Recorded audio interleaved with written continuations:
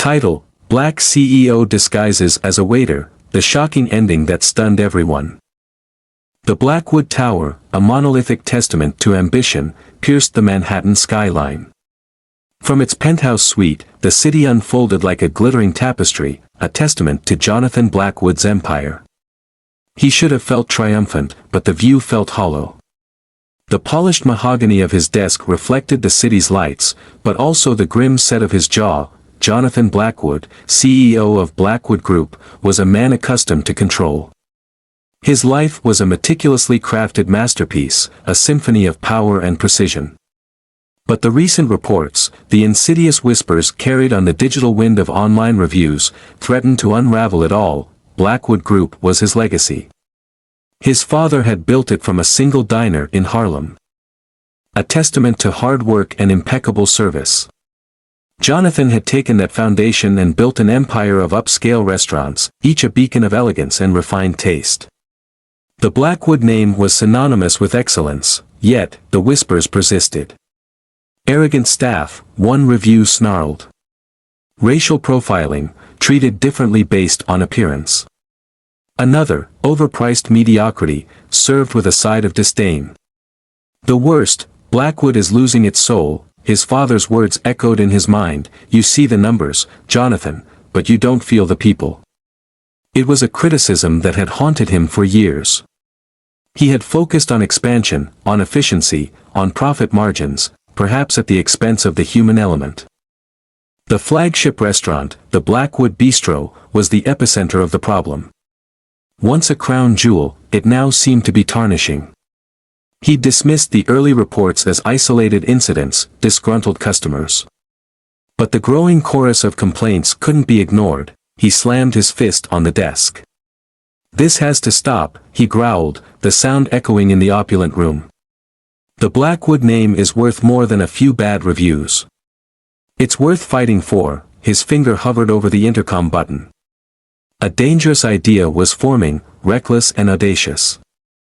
He needed to see the rot for himself, to understand the root of the problem. But he couldn't walk in as Jonathan Blackwood, the omnipotent CEO. He'd be met with sycophancy in carefully constructed facades. He needed to become invisible. He needed to infiltrate. He stabbed the intercom button. "Marcus, get up here. And bring the kit." A glint of something akin to excitement flickered in his eyes.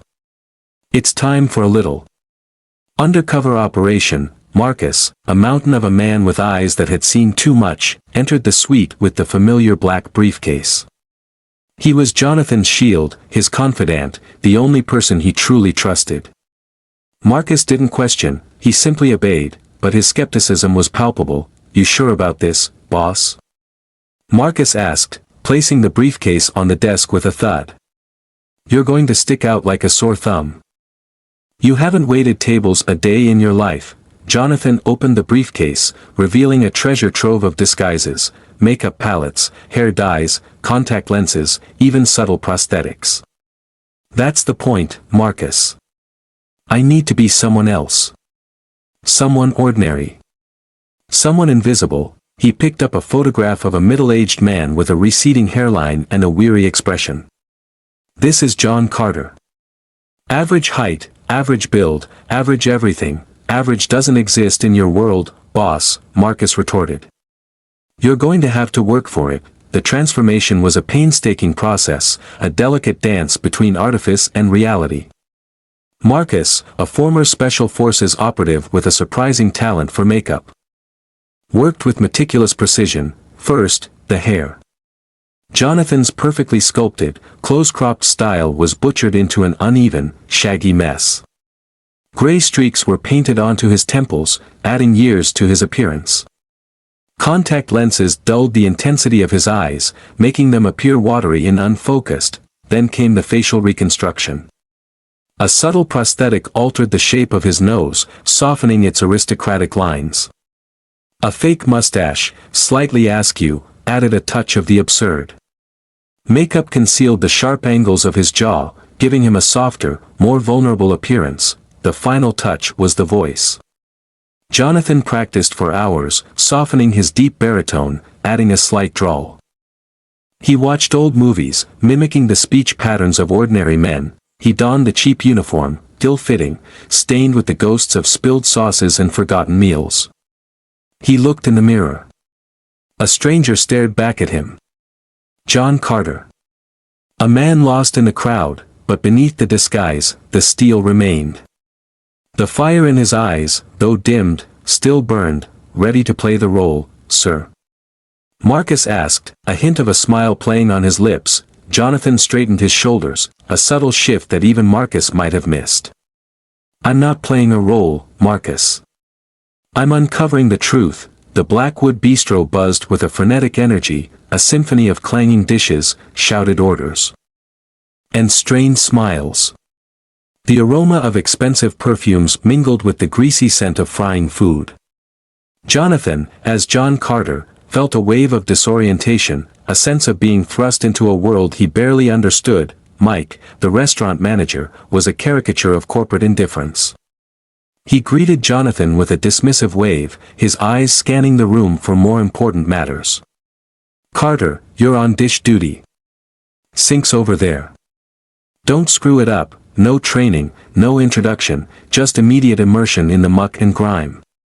Jonathan's hands, accustomed to the smooth leather of executive chairs, plunged into the scalding water, battling mountains of dirty dishes. The work was relentless. The heat suffocating. The other dishwashers, a collection of weary souls who had long since given up on their dreams, ignored him. He was just another cog in the machine, another nameless face destined to disappear. Jake, a server with a swagger that bordered on arrogance, sauntered over, a sneer plastered on his face. Hey, Carter, he drawled, you're looking a little pale. Maybe this job isn't for you. He dumped a tray of half-eaten appetizers in front of Jonathan. Clean these up. And try not to get any of that filth on the good plates. Jonathan met his gaze, a flicker of defiance in his eyes. He refused to be intimidated. Just doing my job, he replied, his voice carefully neutral. Jake chuckled. Your job is to make me look good. Remember that. Only Emily, a young server with a quiet grace, offered a glimmer of hope. She brought him a glass of water, her eyes filled with a mixture of pity and compassion. Don't let them get to you, she whispered. They're always like this. Just focus on the work. Jonathan saw the weariness in her face, the resignation that came from years of enduring the constant pressure.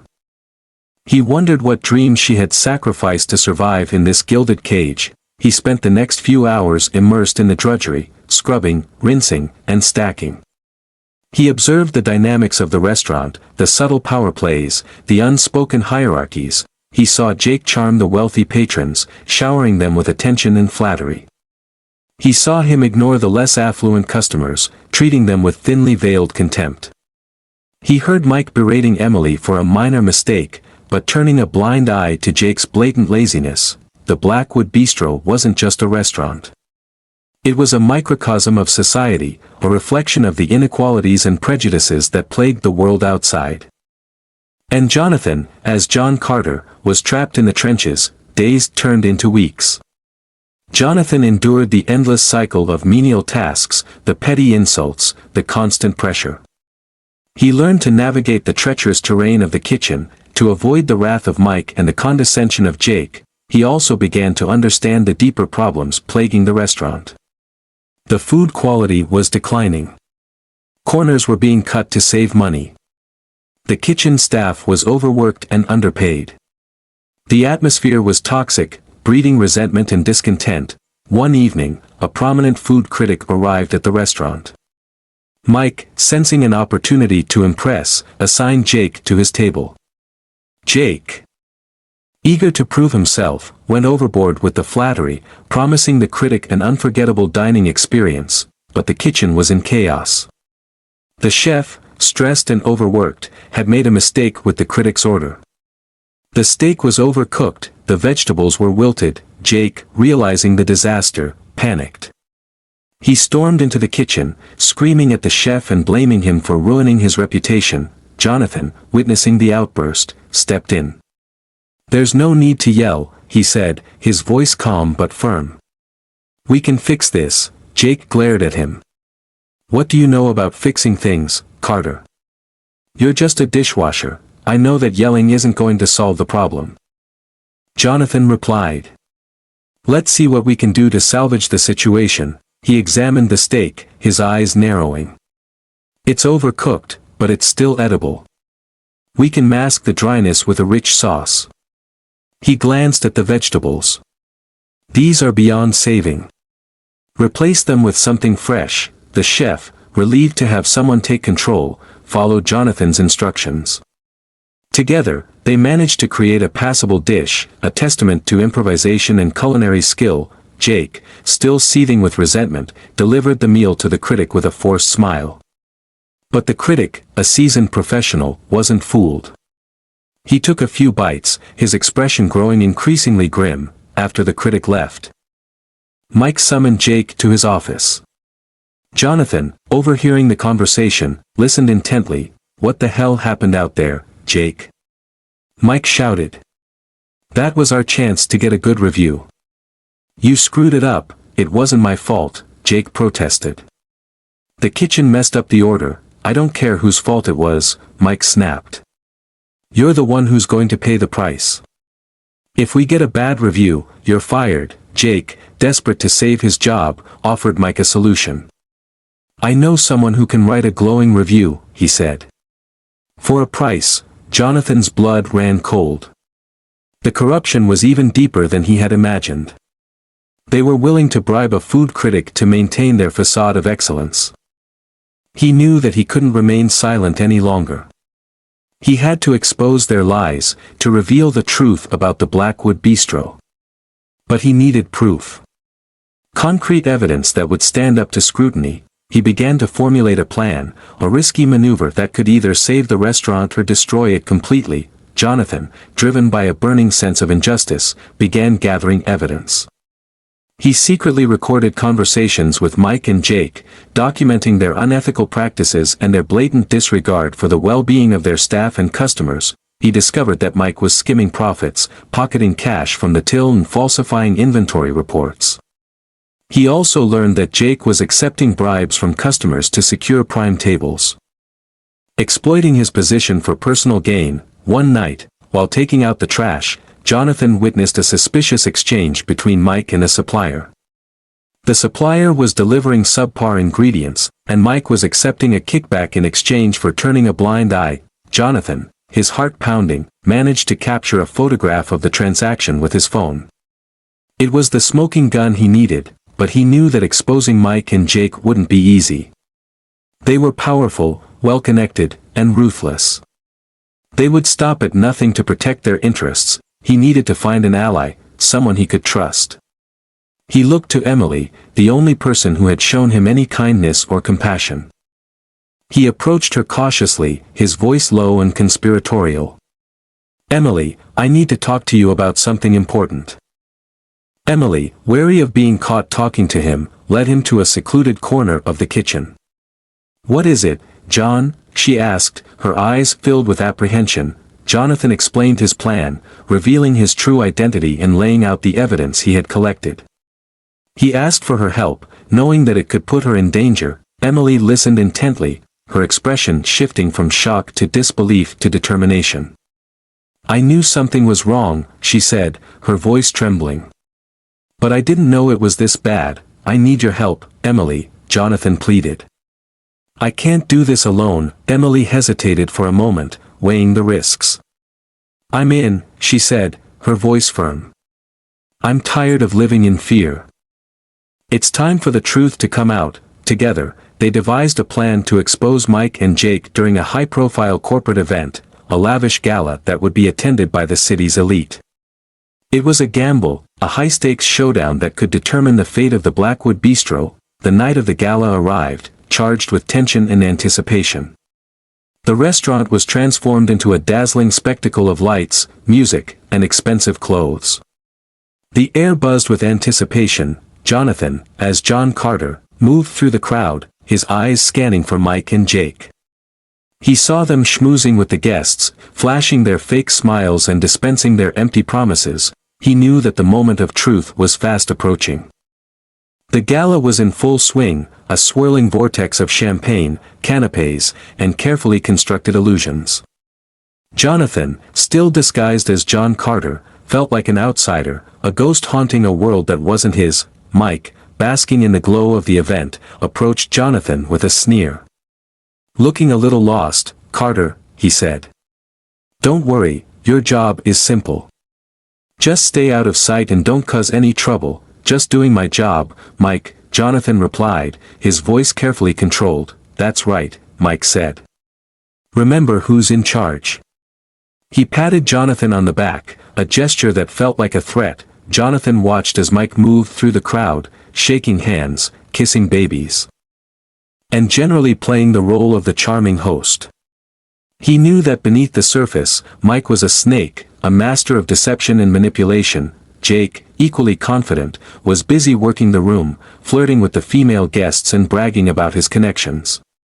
He spotted Emily and sauntered over, a predatory glint in his eyes. "Hey, Emily," he said, his voice dripping with insincerity. "You're looking particularly lovely tonight. Maybe after the gala, we can get together." Emily recoiled, her face filled with disgust. "Leave me alone, Jake," she said. "I'm not interested," Jake chuckled. "Don't play hard to get, sweetheart. You know you want me." He reached out to touch her arm, but she stepped away. Jonathan, witnessing the harassment, felt a surge of anger. He started to move towards them, but Emily gestured for him to stop. She had everything under control. Suddenly, the music stopped.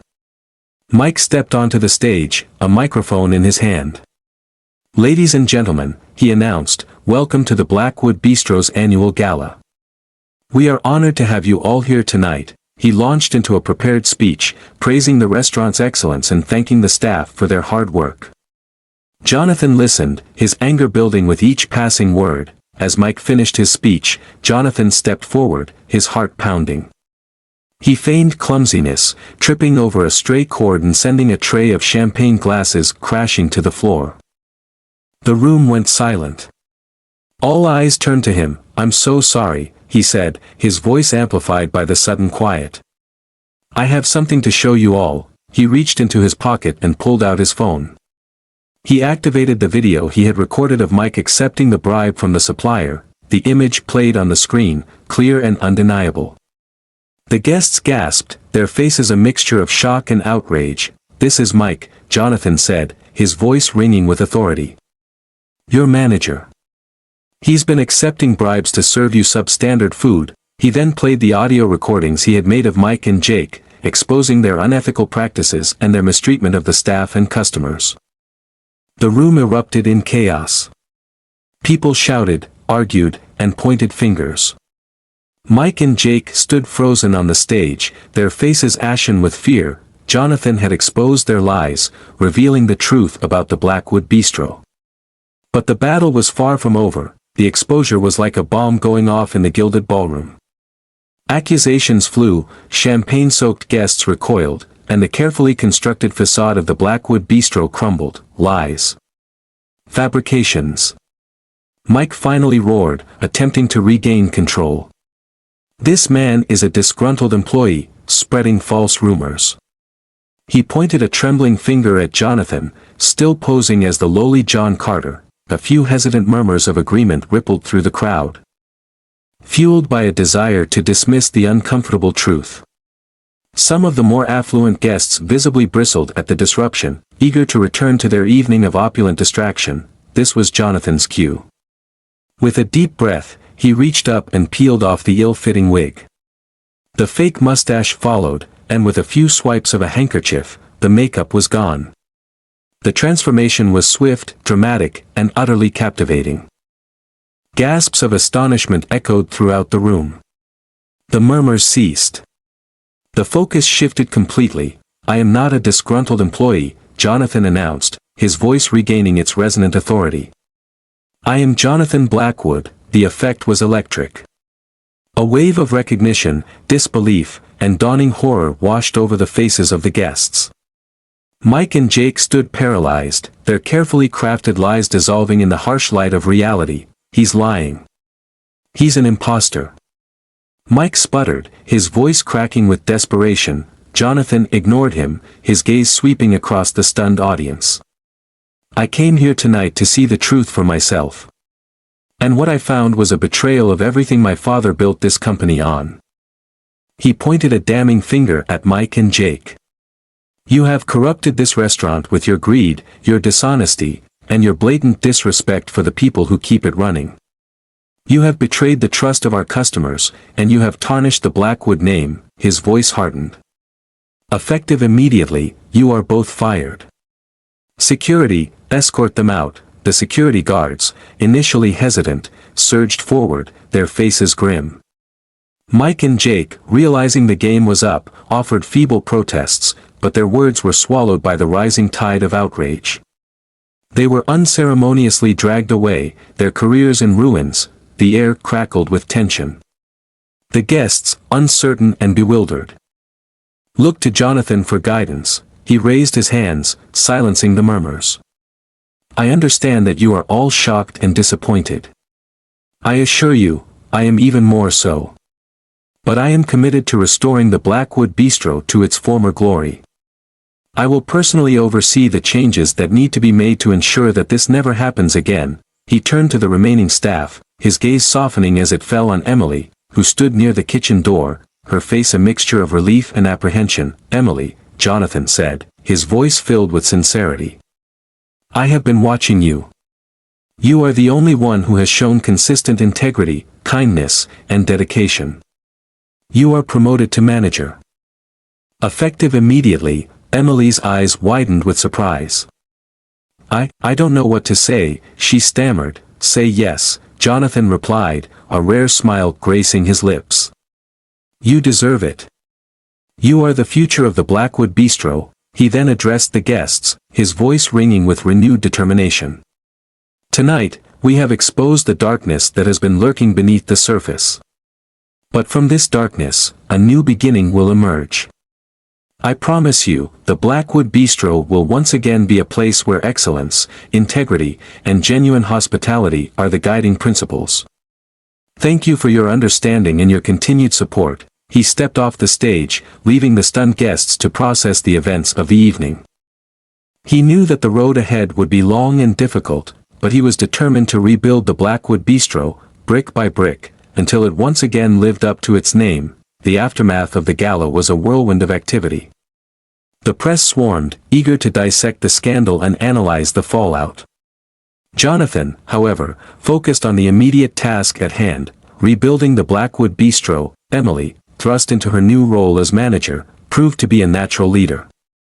She implemented fair policies, fostered a positive work environment, and prioritized customer service. She was a beacon of hope in the midst of chaos. Jonathan worked closely with Emily, supporting her decisions and providing her with the resources she needed to succeed. He spent hours listening to the staff, hearing their concerns and addressing their needs. He learned the names of the dishwashers, the busboys, the line cooks. He treated them with respect and dignity. He also oversaw a complete overhaul of the menu, sourcing fresh, high-quality ingredients and ensuring that every dish was prepared with care and attention to detail. He wanted to restore the restaurant's reputation for culinary excellence. The changes didn't come without resistance. Some of the older staff members, accustomed to the old ways, resented the new policies and the increased accountability. There were whispers of discontent, grumbling about Emily's soft management style. One evening, Jonathan overheard a group of servers complaining about Emily's decision to implement a profit-sharing program. They accused her of being naive and suggested that she was being taken advantage of. Jonathan, furious, confronted them. Emily is trying to create a fair and equitable work environment, he said, his voice ringing with anger. If you don't like it, you're free to leave. But I will not tolerate any disrespect towards her. The servers, chastised, quickly apologized. Jonathan knew that he had to remain vigilant, to protect Emily from those who would try to undermine her authority. As the weeks passed, the Blackwood Bistro began to transform. The atmosphere became more positive. The customer service improved, and the quality of the food soared.